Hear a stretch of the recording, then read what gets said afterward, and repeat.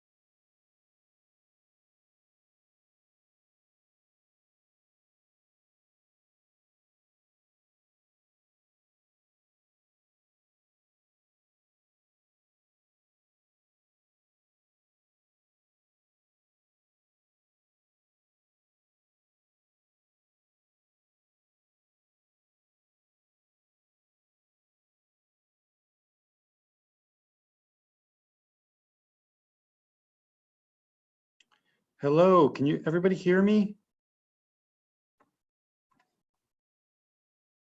Want me to talk or?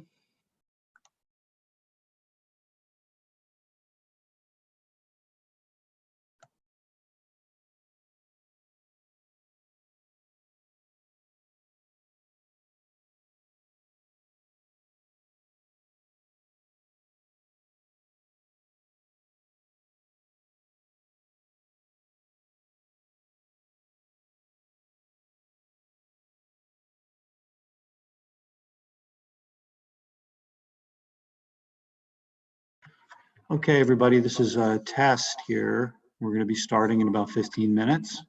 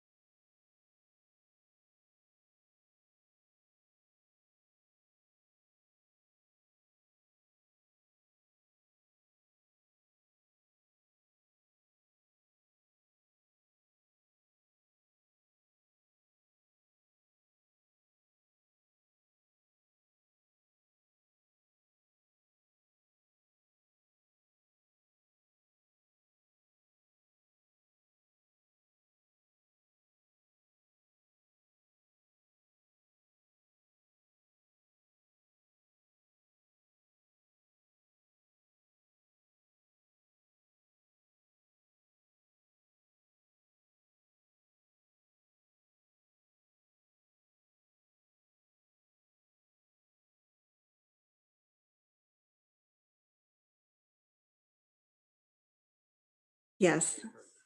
Do you see me? You do?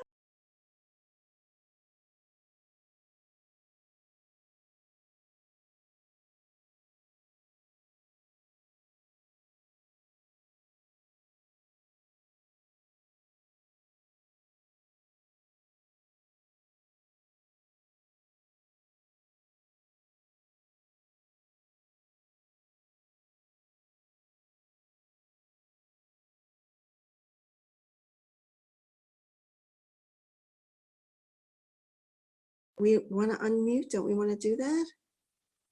The host has disabled it. That's all right.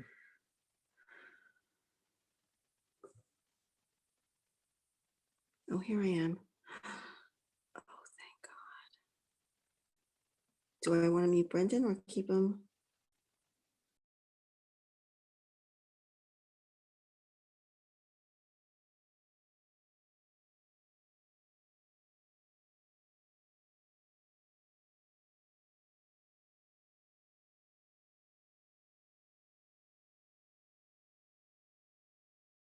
Okay, hello, everybody.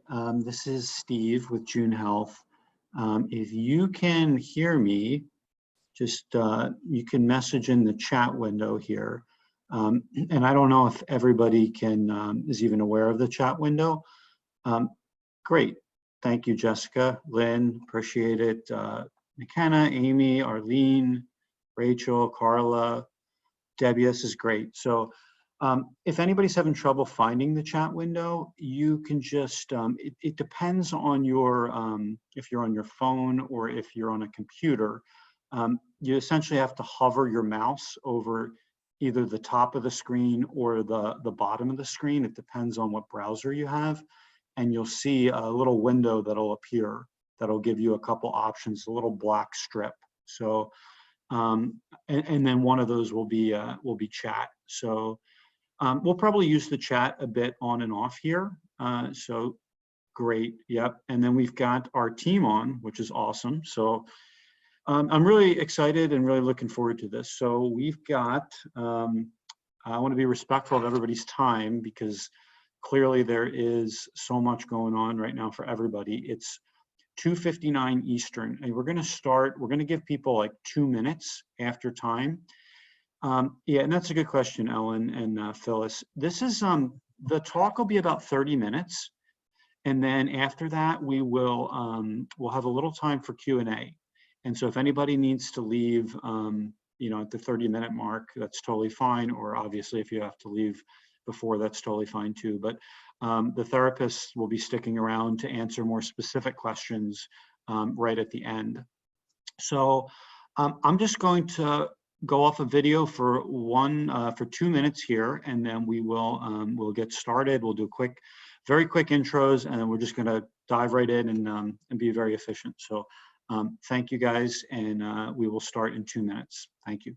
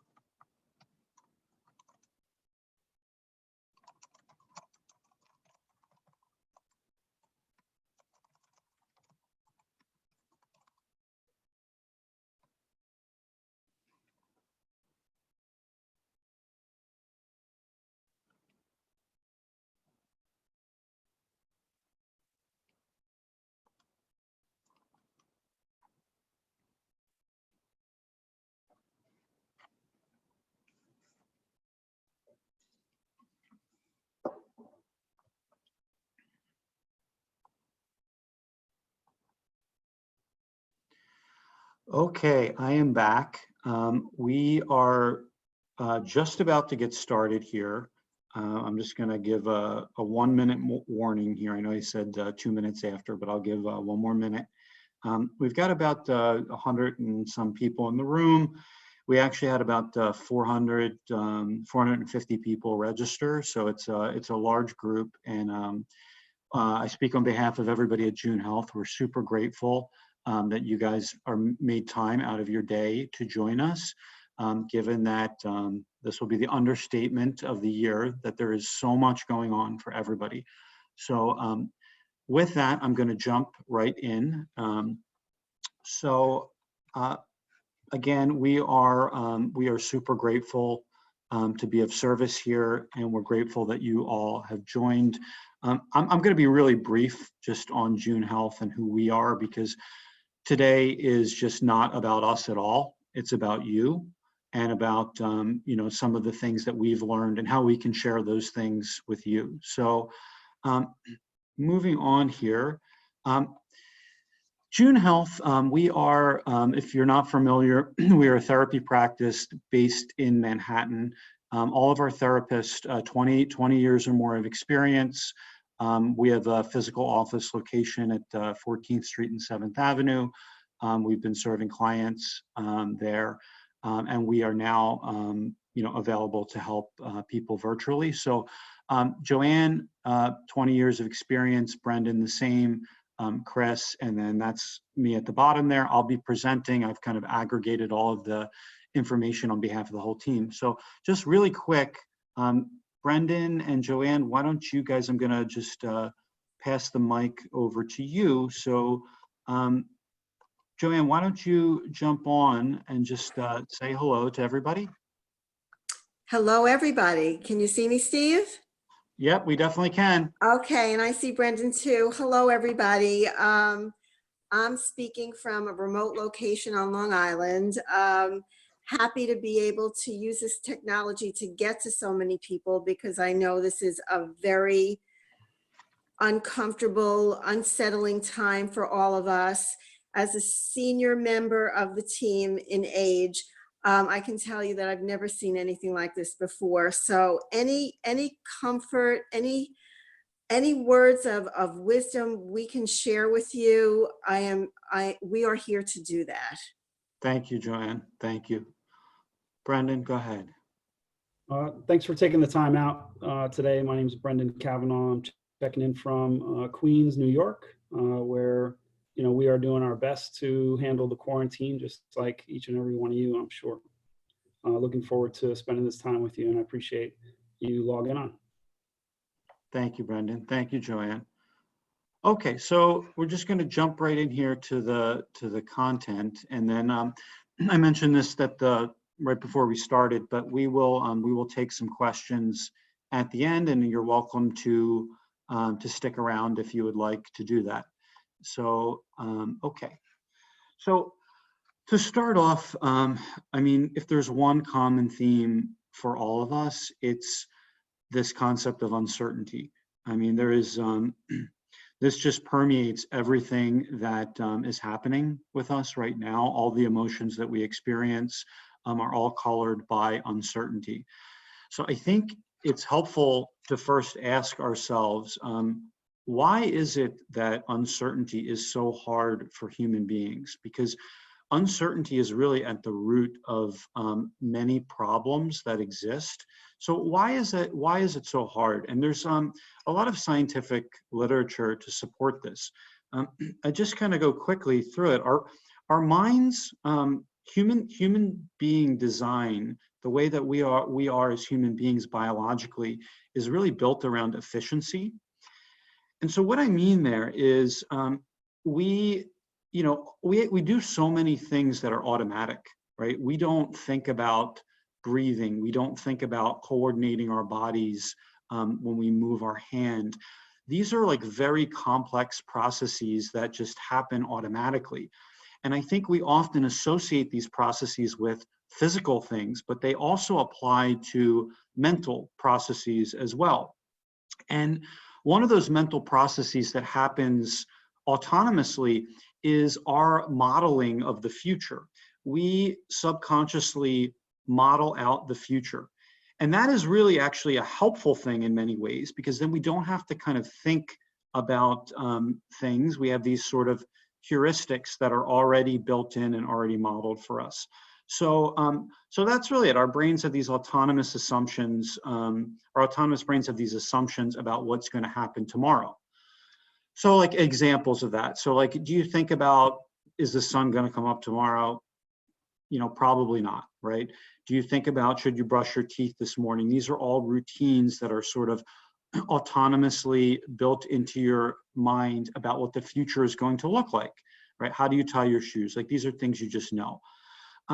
So then given that, that we already all have this view of what we think the future is going to look like, when something happens, right?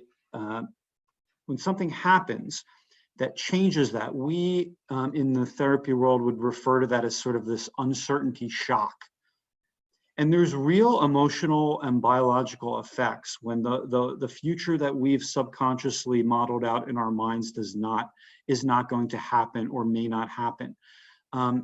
So biologically, we have this sort of stress response system that kicks in, and we could spend probably 30 minutes or probably even a lot longer talking about what that is, about our amygdala and all of the biochemical functions that happen when our stress response systems kick in. But it all starts really with this concept of anxiety. And anxiety is actually, it's a really fascinating concept because it plays out for different people in different ways. So we just typically assume, okay, anxiety is just about stress.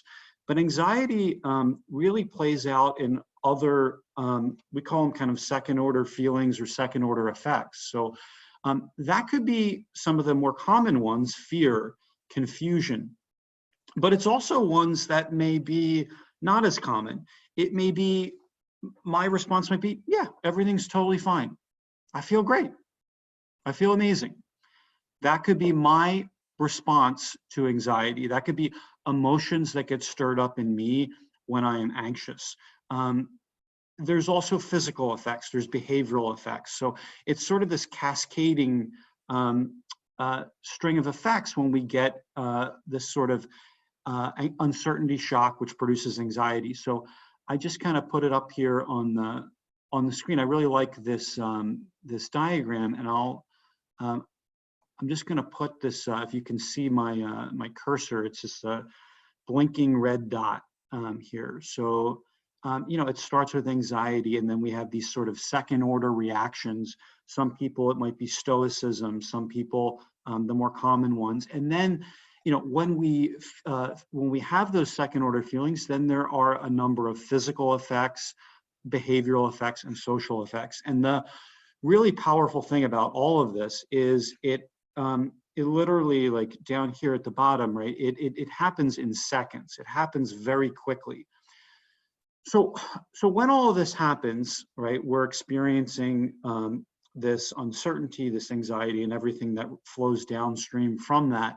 There's often a number of questions that arise. So the most like obvious and the most logical is like, okay, what do I do now? Like, this is all happening. I'm feeling all this. I'm having physical effects. I'm having my behavior is altered. What do I actually do? What's going to happen next? How bad is this going to get? And guys, I would ask you maybe now, like, it's a good time in the chat window. What are some other questions that you know, that are running through your mind right now? Will things ever be normal again? Will I ever be happy again? Right? I mean, why did this happen? Why me? Why, you know, why am I going through this? When will I feel better? So yeah, I would love to hear from you guys. And yeah, this is great. How do I make decisions, right? Will I get the virus and die? Cynthia, that's great. Lisa, that's great. Jennifer, what a great one, right? When will I get back to school or work? Catherine, I mean, that is a really powerful one, right? How can I handle this? Joanna, what do I do when I feel panicked? What should I look forward to? Guys, so many great questions come from this, right? So many very like deep and meaningful questions. How can I keep stable? And Joanne and Brendan, you know, feel free if you guys want to chime in on any of this. We'll have time, you know, where you can hear from Brendan and Joanne afterwards. But these are all such wonderful things. So, and I'm just going to put some of them up here, right? So there is our, you know, feeling isolation, bored. How do I not jump to these conclusions? I think a big one, you know, which we've heard a lot about, are relationship stresses, right? People that are isolated together, that brings out can bring out some of the worst in our behaviors at times. And when we're stressed, when we're close together, we're going to touch on that today. Yeah, our physiological and physical effects. We're going to touch on that too. Job and financial. A number of people mentioned that. Yeah, Dina, Deborah, you guys are mentioning some great things there. Vivian, you too. Yeah, will my family members survive this? Children, that's a number of themes. We got a great question from somebody asking about how to talk to their grandchildren. So much more. So given all of that, I just want to put up this quote, which I think is so meaningful in this time. Between stimulus and response, there is a brief space, and in that space lies our freedom. Does anybody know where this quote comes from? It's a really, really important quote when we're dealing with any type of crisis. If you know, bonus points. If you know, just type it in, who it comes from. It's actually from Viktor Frankl, who has really some great writings about crisis. So given that we have this space to choose, so what do we do? How do we actually make decisions around some of these great questions that you all have asked here?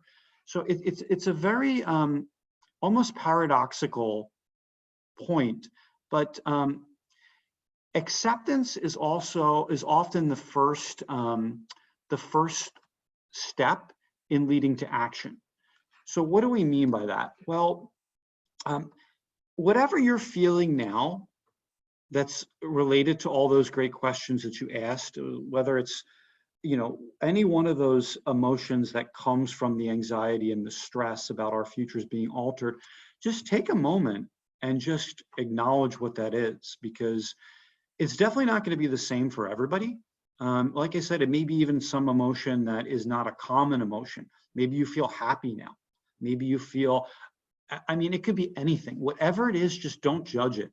Just like try to let that, try to just be accepting and let that kind of wash over you for a second. That's really the place to start, is not to beat yourself up over what you're feeling. Like people, you know, we heard from somebody with kids who's kind of beating herself up because she wants to seem calm, but she's really stressed out around her kids. But take a second, don't beat yourself up for that. Again, much easier said than done. Once we kind of do that, then we are really in a much healthier place to act. We have that space from that acceptance to then act and start making decisions. So a lot said there, and I'm going to just progress now. The next kind of 15 minutes or so, kind of as we kind of wind to the second half of this, is going to be about what are the things that we can do to take action. So we have 3 really important approaches that we think will help. The first is something that we call the acceptance versus action border. And this is super helpful really with any kind of behavioral type issue or emotional type issue you're facing.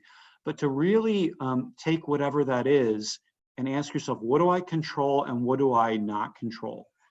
And that's super hard to know sometimes, right? Because there's a lot of things that we, as humans, think we control that we don't. Or sometimes we go the other way and we think, oh my God, we have no control over anything that's going to happen. It's all going to happen to us. So it is the normal human response to be on one extreme or the other. And we kind of have this animation here because this is what happens with most people. We just, we just whipsaw sometimes from one to the other. And this sort of middle area is not clear. So this, if you take anything away from today, it's this. And this framework is really known in some other circles more gently as the serenity prayer. Grant me the serenity to accept the things I cannot change, of which there's a lot today, the courage to change the things I can, and the really hard part, the wisdom to know the difference. So I guess that leads a question for all of us, is how do I actually draw that line, right? How do I separate out those 2 areas? Accept, expect, allow. That's really nice. So how do we do that? How do we draw that line between what we can control and what we can't? And we're going to take an example here, but I'll throw out a few things. So again, with this concept of acceptance, it's really hard to know, right? And you're not going to ever get it really right. You might come close, but this is the secret. And this is like, can be very transformative. We've all found is this. Just and I'll just I'll kind of highlight this for everybody up here, right? So if we can just ask the question, that gets you 75% of the way there, because a lot of people just don't even ask the question. So ask it, like next time you're thinking, okay, like all those great questions that you put in the chat window, ask yourself is, what do I control here? What do I don't? And I think that will often make things a lot more clear. And that comes from all of our experience. We all believe that. So we'll take an example here. Whoops, sorry about that. Okay, let me get back. Okay. All right, sorry about that. I clearly jumped ahead, so thank you for your patience. Okay, let me, I actually wanted to get that line off the screen and I did not do that. So, okay. Give me 1 second. I apologize for that. Okay. Okay. So yeah, let's just take one together, guys. So a potential job loss. Like we're just use the chat window here. And if anybody wants to speak, I would love to get you on the mic at some point here too. But let's just type in. So clearly there's a lot of really tough stuff happening to our economy. So maybe we'll take the things on the right side first. What are some things we don't control here as we're thinking about the economic uncertainty and job loss? Please just type in. What are some things we don't control? I'll type one in, right? Like, so if you have a 401k, right? Your retirement, right? What happens to that?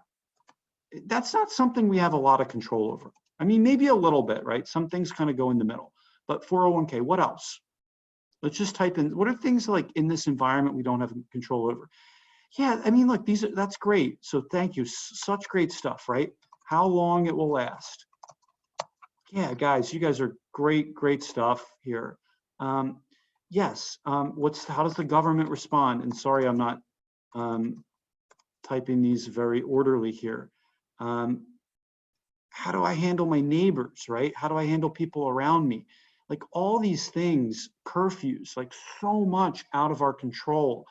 And just to really, really recognize that. And if we can't really do anything about them, to try, and it's easier said than done, and we can talk about some strategies, but how can we sort of find serenity around them? Yeah, great. How about on the can control? And guys, so many great things in the chat window there. I'm not putting them all on screen, but so many great things. What are things we can control?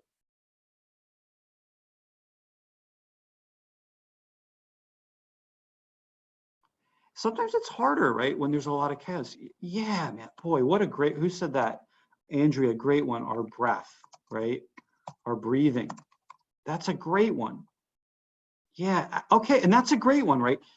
Advocating for your job, right? So in this, like, we're talking about job loss here, right? So that's a great one. You can actually advocate for your job, right? Maybe you can advocate for your job. Maybe you can go on, maybe you can start looking for other jobs. Maybe you can go on Upwork or something and find freelance work. Yeah, all these things, eating, exercise, right? Like these things all play a part in what our future will look like. So getting fresh air, limiting screen time. Yeah, Brendan's got a really great one there, right? So there's so many things. So anyway, this is the first step, and I'm gonna just, in the interest of time, keep pressing ahead, but these are really wonderful things. I wish I could put them all on the screen here because they're all really, really nice. So, okay. And let me clear this. I'm clearly not very good at doing that. Okay.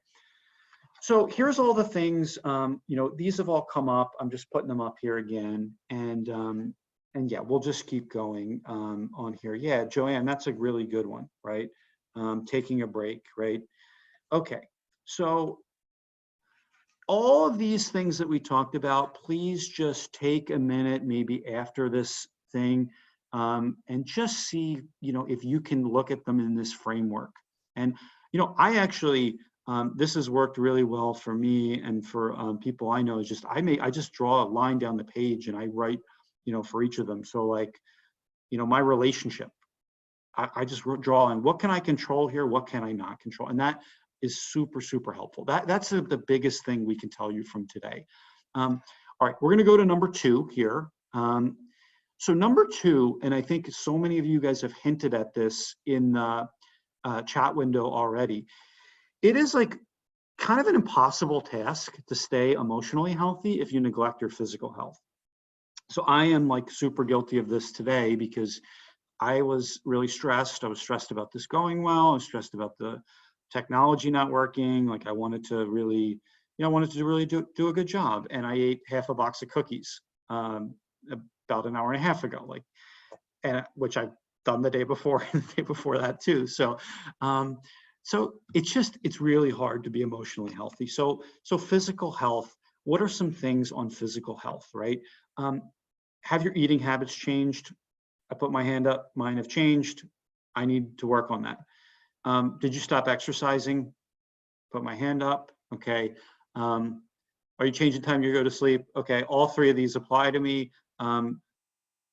Yes, processed sugar, that's a great one. I'm eating a ton of processed sugar. So all these things, like in that diagram we had up before about anxiety leading to all these derivative emotions leading to behavior, the behavior here is often changing our physical habits, which is very, very negative and leads to emotional health consequences. And then there's also other tendencies we may have. We may drink alcohol more, we may smoke, we may drink more coffee. That's another thing I do. I'm loading up on the coffee. So all of those things, guys. So if you've slipped, what do? You don't need to fix it today. I'm not trying to fix it today. I'll probably have some cookies tomorrow. Totally fine. I'm just setting a small goal. I'm only going to eat a quarter of the box tomorrow, not a half of the box. Just make a small goal for yourself. And then if you mess up, if I eat the half the box tomorrow, you know what? I'm going to get another shot at it. But I'm going to be kind to myself. And we're under enough anxiety and stress. Be kind to yourself. You will get another chance. Okay, so we are on to number 3. We're on time here, which is great. We're almost at the end. So I'm going to ask you guys, what is the most powerful antidepressant that you can take? I'll give you a clue. These are great, guys. Oh, so good, man. So good. So good. It's not a pill, right? It's not a pill. I mean, I think that like everything you're putting in the chat window, pets, sunshine, positive mindset, exercise, yoga. I mean, really, really nailed it. I mean, it's very inspiring. Prayer, going outside. I'll put one that that our team of therapists really believe is very important. And it's one that like this crisis has hit at the core of. And that is this, it's social contact. Like social contact with other people is a very powerful antidepressant. And this is the funny thing about it, right? Like, even if you're kind of an introvert and you kind of like your alone time, or you maybe don't like people all the time, it's still, even in spite of that, social contact has proven effects on our body. So yes, time with kids, time with other people. So this is what we're like really in danger of here. And I really want to put this out. Our model of social interaction may change. So the 2 things we recommend on keeping social contact, this powerful antidepressant, is more contact and better contact. So what does that mean? So more contact.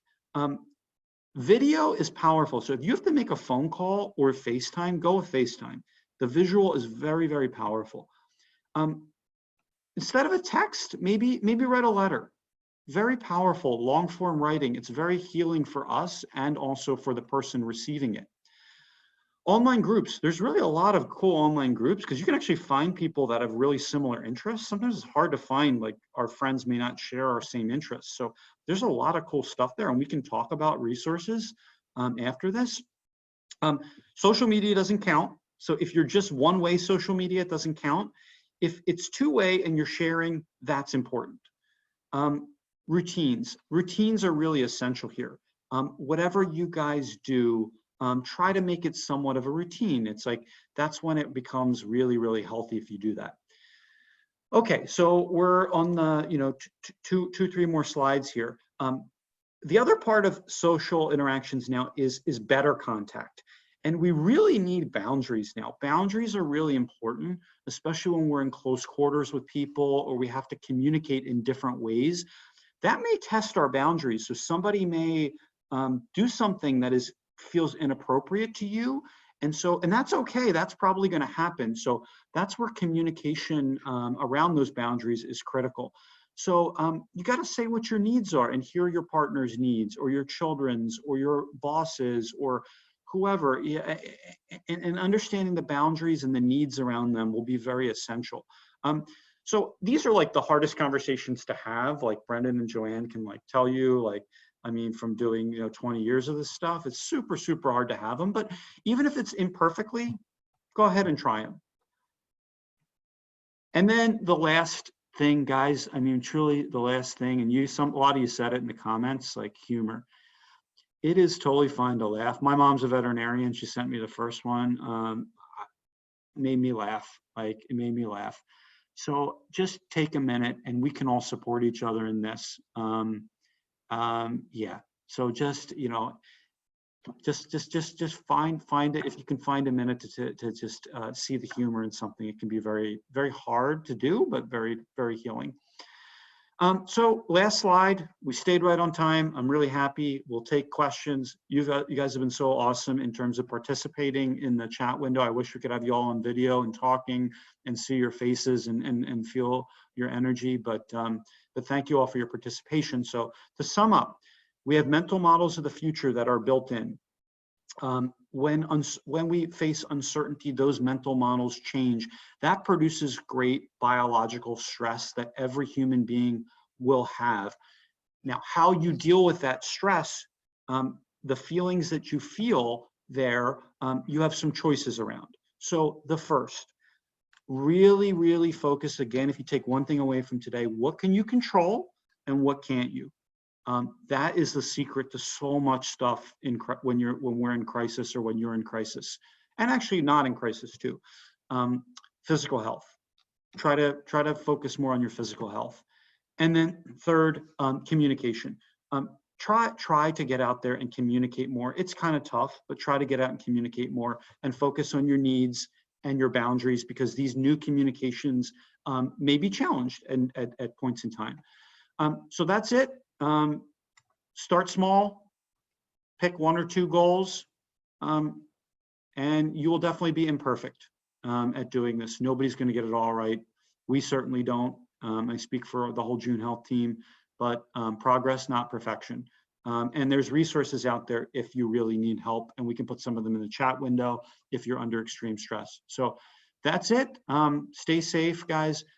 Thank you. I am super grateful to have spoken to everybody, and yeah, we'll stick around here in the chat window if you guys have questions. And if anybody wants to jump on the mic, we can get you on the mic too. So yeah, let's just kind of go from there.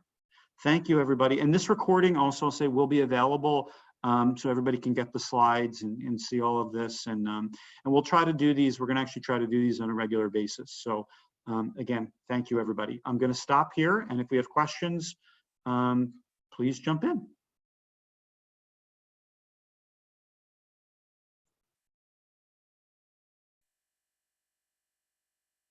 Okay, Brendan, I'm going to put you on, Brendan, if you want to add anything, and Joanne, I'm going to turn both of you the video over to you guys if you want to just jump in and add anything. Thanks, Steve. I thought that was great, and really appreciate all the thoughtful questions that everyone has. Do we want to pick one and start with it? Yeah, I think that's a great idea. So there was a good one here, Joanne. Yes. I think, would you want to take this one? This is a really, Kate actually typed it in. It's about a woman and her, I apologize, I don't have your name in front of me, but a woman with her 5 grandchildren. 5 grandchildren. Okay, so I think what children need to get from us is a sense of safety and security. So as uncertain as we might feel, as unsettled as we might feel, we don't want to pass that on to the kids. The kids don't have a real sense of what's going on in the macro world. So if we can give them a sense of security and safety in the micro world, that's really the most important thing, that you're there, that you love them, that you're paying attention to them, that you're playing with them, that you're speaking with them, communicating with them. That's the best thing we can do for our kids. Mm-hmm. Yeah, and I'll just add, this is a time like we've never seen before, at any time in our history. And as much as it is really hard to cope, the thing that's binding us all together is that we are all going through this together. And that's really, I don't think, ever happened in the history of our modern world, where each person, you reach out to is going to have a story to tell about how they're experiencing this. And so if I was to give sort of advice to someone wanting to have better relationships, no matter whom it was, I would say that reaching out to your support system and folks that you have that can give you an empathetic ear, the lack of judgment, and someone just to talk to and listen to, because a lot of times, pain shared is pain halved. And so if you even just have one person that can listen to some of your concerns, then you can turn around and be kinder to your grandchildren, or kinder to your spouse, or kinder to anyone that you work with. That's been my experience. I've had a lot of time over the last 3 or 4 days where there are people that I'm reaching out to that I might have felt a little bit distance from, because this is a different time and everyone is experiencing somewhat of a similar stress right now. And I've been trying to use that to make sure that I'm supporting others, and also I'm getting support from others. And I think it's helped me to turn around and be more supportive to my son and wife. And if I can just piggyback off of that, yesterday I called a few friends of mine who live alone, and they were so appreciative to hear my voice and tell them that I was thinking of them, asking them if there was anything I could do for them. Just having somebody on the other side of the phone, again, FaceTime, with people that are alone or more isolated, I think is very powerful too. Mhm. This is great, guys. I'm going to throw out to Brendan and Joanne a couple more that have come in, and there's a lot here, so please forgive us if we don't answer yours. You're more than welcome to email info@JuneHealth, and we'll be in contact. How do I deal with phantom symptoms? This is from Claire. Thank you for that question, because I think that's relevant. I don't know, Brendan or Joanne, any thoughts on that? I guess I'd add one thing, phantom symptoms, I think if you feel like you're experiencing something that's not really real, just to be kind to yourself, whatever those feelings are very valid. You may think, oh, this is not something that is relevant. I shouldn't be feeling it. I'm like imagining this. But those are kind of judgments on yourself, and we all do that. That's fine, but maybe just to have a compassion for the part of yourself that's feeling that. I don't know, Brendan, what are your thoughts on that one?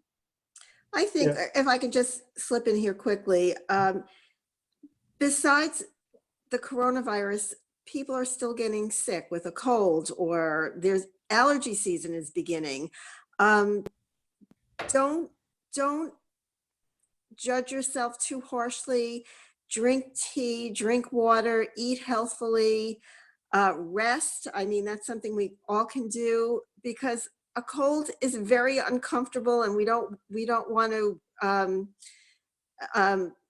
elongate any kind of issues that we're facing right now. There's other stuff going around. We all can be affected by more simple things in terms of germs and illness. So if you're feeling tired, if you're feeling stuffy, if you're feeling congested, it may not be the coronavirus, but you could still be sick. So pay attention. Again, don't judge yourselves too harshly.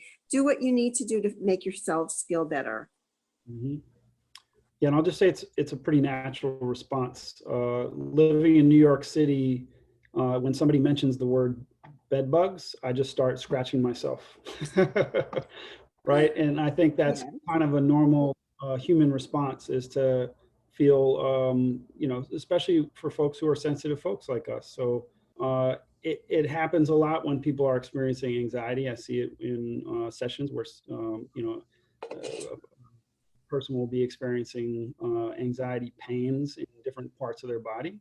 And using a tool that can kind of interrupt that cycle, like body scanning, can be really helpful to get the mind-body connection a little more fortified, so that you can kind of feel what exactly is happening in your body without the rush to judgment that something is wrong, right? So separating, like Steve was saying, separating from a judgment of like something wrong with my body, and just moving into a place of observing my body can a lot of times release us from those, sort of phantom ideas that we're having that something is wrong with us. And we can make available a few tools to take away as well. There's one that I like to promote and give out because it's free, right? And it's called freemindfulness.org. And there is a body scanning tool that you can use, daily that will help you start to slow the process down of judgment of what you're feeling physically and give you a place to connect with your emotions and your physical sensations in your body through a meditative practice. That's great, Brendan. Freemindfulness.org. I'm going to just type that in. If that's, I don't know if I got that correct, but yeah, I'll type that in the chat window there. Anybody want to jump on the mic? I think we would love to hear someone else's voice. I think it'd be great. And no, there's no pressure to do that, but there's a lot of questions here. And if you really have like a burning question that you would want to ask one of our therapists. Okay, yeah, so Geraldine, that sounds great. So let me just, let me get you here. Okay, Geraldine, you can go ahead and jump on the mic. I hope that worked. All right, can you hear me? Yes, perfect, we can hear you. Okay, so I'm a teacher in the DOE, and I did want to say something concerning like what can parents say to children during this time. I would say be honest, tell them that there is something that makes people sick. Don't tell them they're gonna die from it. I find a lot of people are telling kids they're going either ignoring, addressing the problem, or they're just going the route of like scaring the children so that they can be healthy and practice healthy habits. So I would say just be honest and say that there is something going on that makes people sick, and we are trying to make sure that we minimize or lessen how many people get sick by staying home. As simple as that. Sometimes honesty is best, especially if they're younger. I work with 3-year-olds, and that's something I would say to the 3-year-olds, and they accept that pretty well. Geraldine, let me ask you, what are 3-year-olds thinking or saying to you? Well, they're saying to me things like, oh, I have the corona, everyone's got it. They're saying things like, if you have the corona, you die. And that's they understand what die means because they see plants die. They know that animals die. So when you say something like that to them, they do get scared. They may not be able to express why they're scared, but they do have fear from it. Okay, thank you. So Yeah, honesty and not catastrophizing. Honesty and again, I think making sure they feel safe and secure. Yeah, we do a lot of right before school closed, we did a lot of songs for washing your hands, so that way it encourages them to wash their hands. We also talk to them about why things have changed, because they saw that we stopped hugging them. They were aware of that. As a teacher, it made us sad, but we also had to be careful so that they wouldn't transfer something that we have to an elder in their house. So we had to explain to them that people were getting sick and that we were trying not to get anybody else. Thank you. That was helpful. Yeah, that's really great. Okay. Melissa, I'm going to pass the mic over to you. So please. Am I here? Can you hear me? Yep, thumbs up. Okay. We can hear you. My question is that when you see other people doing things that aren't following guidelines, whether it be in the news, outside your building, or people that you talk to at work, like for instance, I had a coworker who was experiencing symptoms, and she went to a walk-in clinic, and the doctor had told her that, oh, you're fine. I know you have a cough and a runny nose and a sore throat and a fever, but if you don't have the fever in the morning, then you can go back to work. But that was without even recommending for her to go get a test, sorry, before. And so it's just frustrating to hear about other people not doing, I guess, the socially and globally responsible thing, and how not to like let that bother you, I guess, to the best of your ability. It's a wonderful question, Brendan. What are your Yeah, thoughts on that? There's Yeah. two pockets that kind of open up there for me, especially, working as an employer for a while, and then also as a practitioner. If someone's work behavior is dangerous to the work environment, everyone has usually a way of reporting that up in a safe way, even though that sometimes does not feel sometimes it feels like it might intrude on personal boundaries. That is, you're right, at working in the work environment to report any behavior that you think is endangering the health of the folks around you. And then, moving it to the space of my neighbors or other folks in my space, I would just sort of go back to Steve's point about the things that we can and can't control. Right, And yes. some meditation on understanding that everyone's going through their personal kind of crisis and journey in this moment, and having empathy for, what might be happening in someone's emotional world, that they're not able to follow those guidelines or directions really is the way. It's usually how I relate to others when I see them driving poorly. I think I try to remember, hey, everyone's going through their own personal crisis sometimes, and it's not a personal attack on my health, and I just try to keep my distance safely, as if someone was, metaphorically driving along at 70 miles an hour in a 45-mile-an-hour speed zone. I would just avoid them as much as I could, and make sure that I did not take on their stuff as my stuff. Yeah, that's great. And one thing to that, what is the one thing we definitely cannot control, that we can be certain we don't control? Other people, right? Other And people, yes. that's other the people. biggest trap. Like Yes. on the spectrum of things that we can and can't control, like that's one that really falls solidly in the category of we cannot control, but we often think we can. We often think we can persuade, influence, push, use all these tactics, but the reality is we cannot control other people's behavior. And finding like some serenity in that is really, I think, one of the most healing things that you can do in life. Mm-hmm. Thank you. Yeah, those are great questions. So, okay, Michelle, I think I'm going to put you on, please. Michelle, you should be on, I think, I hope. Okay. Try now.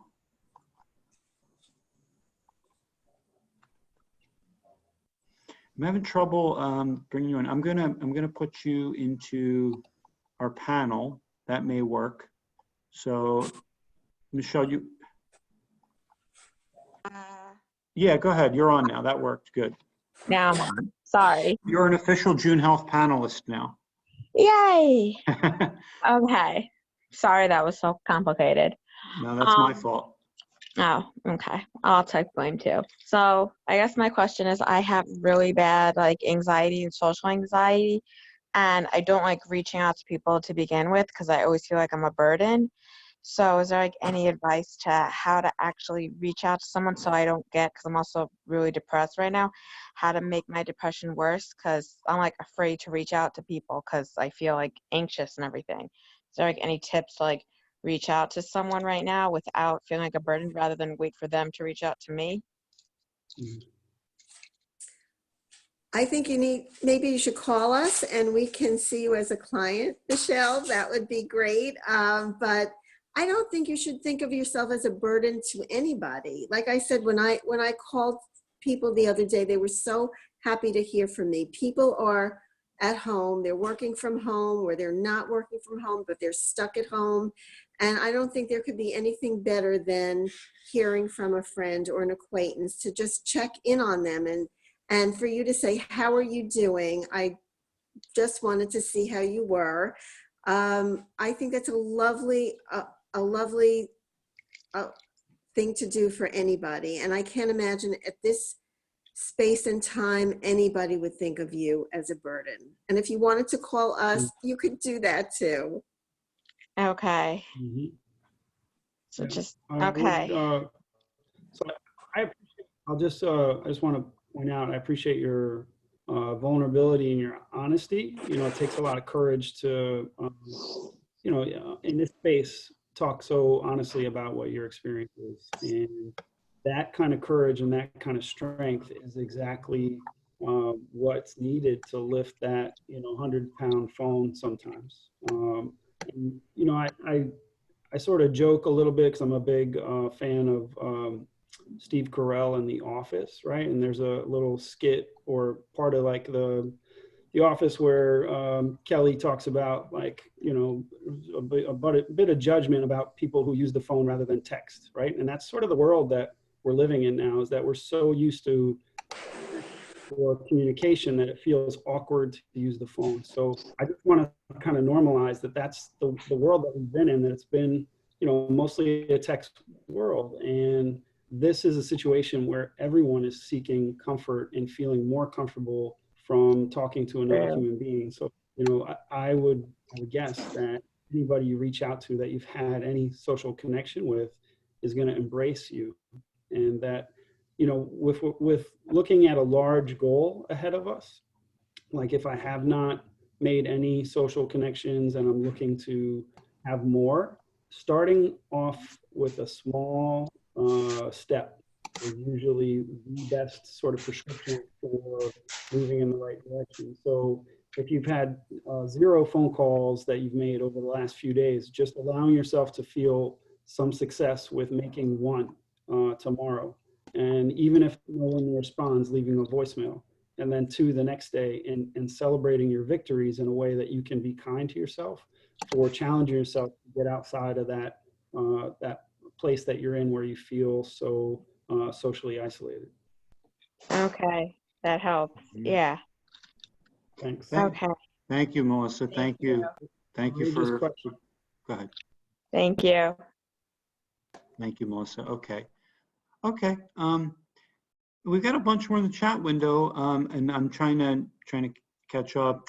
Is there anybody else that would like to jump on the mic? I'm kind of going in reverse order. Okay. So You can also raise your hand. can I Yeah. just add, you know, since a lot of this is a lot of the resources are developing, you know, newly every day. I just received a resource for healthcare workers to get support. So I see Catherine Schwartz asks about chat groups or virtual supports for folks that I don't know if it's just from Catherine, but like healthcare support. So folks that are caring for others, how do they get support? I will, I'll send that out, you know, afterwards for everyone. Yes. Yeah, that's great, Brendan. Yeah. Thank you, Yeah, Brendan. that's really, really great. Okay. Vivian, I'm gonna try to get you on here. So give me 1 second. Okay. Okay, Vivian. Hi, good afternoon. I have a question. How do I deal with the anxiety of having family members whom I live with that aren't taking this as serious as I am? So, you know, I'm washing my hands, I'm making sure that I'm not bringing outside clothes in, but they're not taking it as serious. They're kind of just like nonchalant about the whole situation. And I have a mother who's elderly with a comorbidity. So that's what also is, you know, scaring me. So how can I deal with that and deal with family members that just aren't on the same page as I am? Mm. That's tough. If you're all under the same room, is tough. Like Steve said before, the one thing we can't control is other people. However, if you're living with your family members, maybe this is a good time to sit down and chat with them about what's important to you and how you're feeling. Not attacking them for their lack of concern, but telling them exactly how vulnerable you feel. And if there's anything they can do to become a united front with you while we're all kind of in lockdown right now. Right. Mhm. Brendan, I think you're like something I've learned from Brendan, which has really helped me also in my life, is focusing on people's strengths and the positives when it's Mhm. like really hard to do. I don't know, Brendan, do you think that is applicable in this situation? Yeah, that's great. I'd say great feedback, Joanne, as well. So referring back to Steve's point about boundaries, right, being so important at this time because of the close quarters and sharing space, just taking a moment to have a structured conversation. And like, sometimes that's tough because we're coming from an emotional place, but to think of it as like a structured conversation where you get to safely confront the things that you're concerned about in a compassionate and loving way.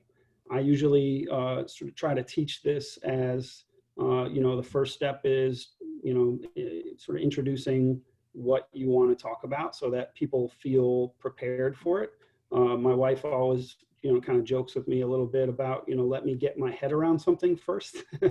And I think we also do that to each other sometimes without being conscious of it. It's like we're having a conversation that we've had for a while in our minds, and we'll just kind of start it with them without giving them any preparation. And that can in itself just provoke a little bit of anxiety. So just softly saying, hey, I was hoping I could talk to you about something that's come up for me that's concerning a little bit. Then, offering a strength statement. I know what, these are the things that I see you doing really, really well around the house. And, especially during this time where we're all trying to support each other, I really appreciate that. And I really love you for that. And then introducing like, hey, I was hoping that I could ask for your permission, right, to get some support on this issue that's coming up for me. And usually when you put it out like that in a kind of a structured way that respects the timing, where you kind of warm up to the topic, some compassionate strength statements, and then you're able to just sort of ask permission so it doesn't feel like someone is being forced to change. That is the recipe for the most amount of motivation to develop to change towards what you're asking for. Okay, thank you so much. Yeah, thank you both. Guys, we would love to continue to this conversation because people have been very open, which is great. And there is clearly a lot to talk about. I think as a group, we're going to try to find another time where we can kind of continue, with a short talk in the beginning, maybe even shorter than what I did today, followed by this type of discussion. I think we would love to do it. So I don't know, Brendan, Joanne, anything you want to add in sort of wrapping up here in the next kind of 2 minutes? The only thing I can tell you is what I'm doing myself, and that is being grateful. I have a roof over my head and some food in the refrigerator. The spring is right around the corner. The sun is staying out later. I'm taking walks. I'm grateful for my good health right now. I'm doing everything I can to protect myself and, again, interact with my peers, my coworkers, my friends, my family, catching up on some reading that I haven't done in a long time, and practicing patience, because this will end at some point. Things will get back to normal at some point. The uncertainty is what is so stressful, but we will be back to normal and at some point. So patience, for me, patience is the watchword. Mm-hmm. Thank you. Yeah, this is really inspiring. I want to share as much as I can to support everyone, and hopefully we can put up some resources for folks to check into, because I really feel like that action of like moving a muscle when you're not feeling well can change your thoughts. You know, that's a slogan that we've kept close to us for a long time in the therapy world. Move a muscle, change a thought. So if you are not feeling well, you know, sometimes acting, just do the next right thing can help you to change how you feel and what you're thinking. So very grateful to have this platform today, and thanks for tuning in. Okay, guys. Thank you. Appreciate you all coming, and yeah, we will be in touch for the next one. So thank you guys. Stay Thank safe. you. Thank you all.